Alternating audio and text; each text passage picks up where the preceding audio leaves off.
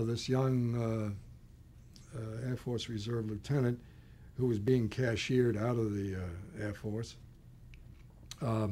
because while the government, the military had no objection to him, he was a loyal and secure American in the Air Force, they were doubtful about his sister's politics and his father's politics. The father was had been an immigrant from Yugoslavia, I think Croatian, and had read a magazine that was warm towards Tito.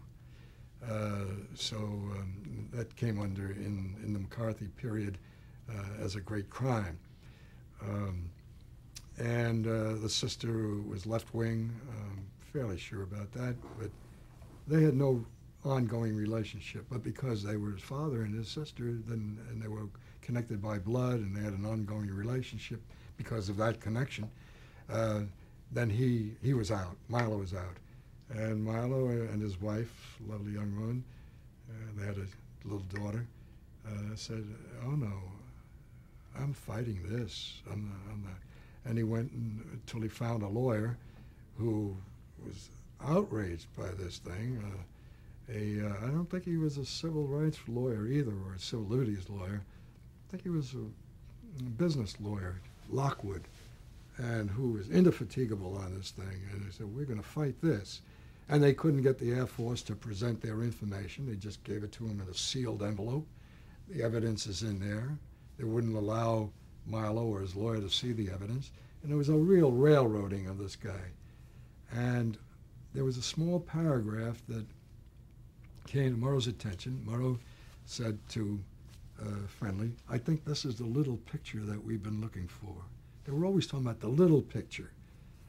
In a way that 60 minutes later on would do the little picture of a person as typical of the issue. The little picture onto a big story, in other words. That's right. And the big story was? The whole loyalty security program and the whole thing of McCarthyism, which was running rampant by that time. And so I was assigned that. I called him up, went out to see Milo and his wife. I didn't ask too many questions. I could see immediately this guy was firm. He knew what he was talking about. And he had an overview of the thing. He had no political platform to talk about. He talked about what America means to him. And all I tried to do was to talk him out of doing it. I said, "Now look, if you do this, there's going to be a lot of attacks on you and your family, and you've got to be prepared for that." When I say talk him out, I wanted him to know what he was walking into, because I didn't want to be burdened later on with, I was responsible for this guy committing suicide after the attacks start on him. He said, "I know what's going to happen, and I'm ready for it, and I'm going with it." He knew that if he came on the air and said something, that he would be attacked by people who felt that,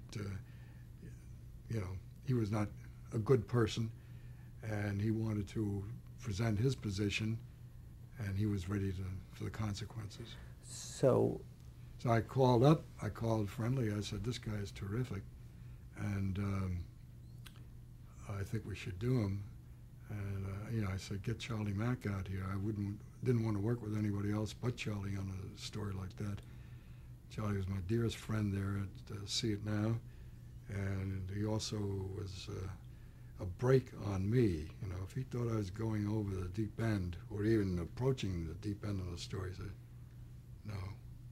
And I would listen to him because he was seeing me in action, and he wanted to make sure that I was doing it right.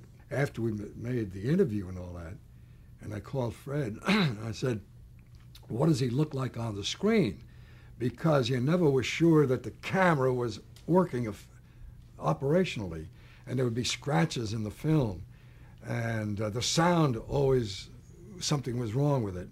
We're working with 35 millimeter equipment that was designed to take 4 minutes of a picture with sound if you were lucky. And that was it, then you would stop it and check your lenses and check the motors and the gears and the blah, blah, blah. I said, "What does it look like?" He said, "You're fired, I'm fired, and Ed Murrow is fired. and we're going to have the greatest show in the history of television.